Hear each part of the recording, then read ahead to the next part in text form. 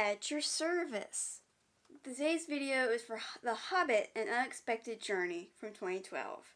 It was directed by Peter Jackson, the music composer was Howard Shore, and the cast included Martin Freeman, Cate Blanchett, and James Nesbitt.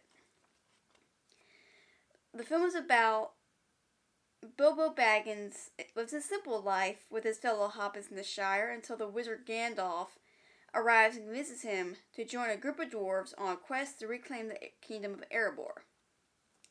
The journey takes Bilbo on a path through treacherous lands. This is a good movie. It's a good start. It's sort of a good start to the new franchise. It is a little too long. It kind of dragged. I can kind of see why this part of the franchise is hated.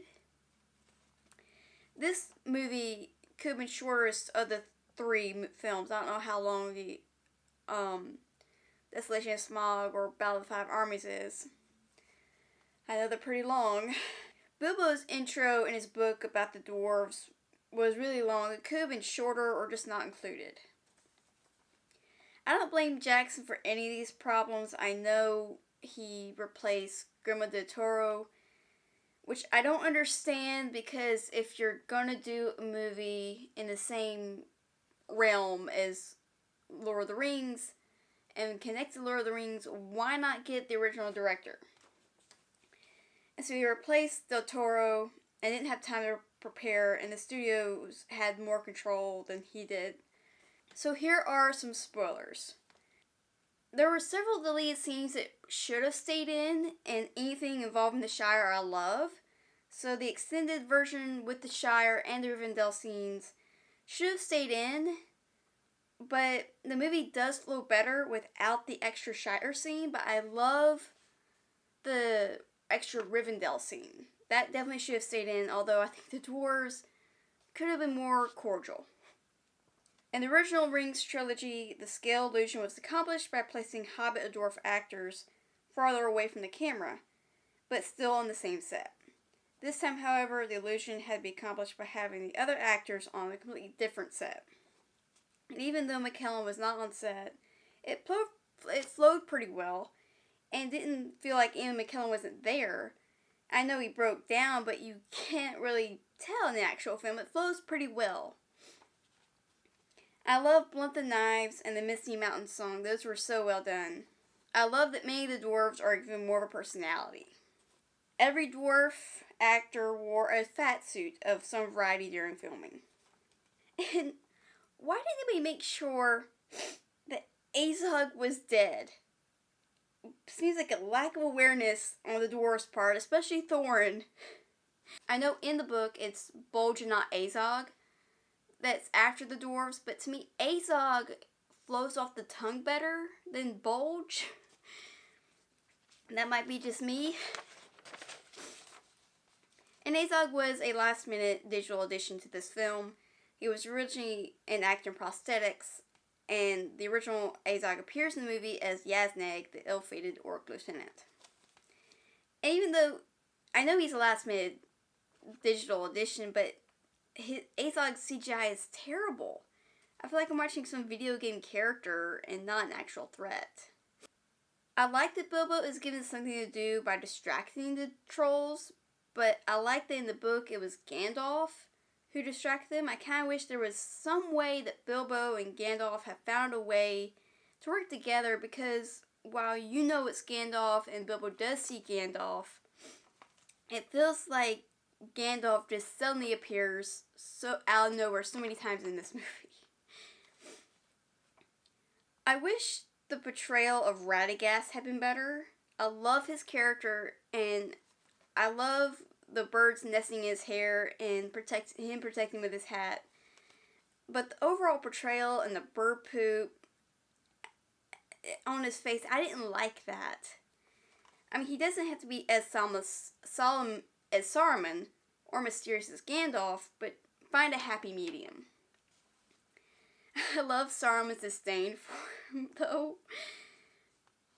Especially about the mushrooms. Radagast's distraction wasn't helpful at all. He just zigzagged in a circle and the only way they got out of the situation was them jumping into a hole, and eventually the elves killed the orcs. I wish that Bilbo had been sitting with Gandalf and Elrond at dinner.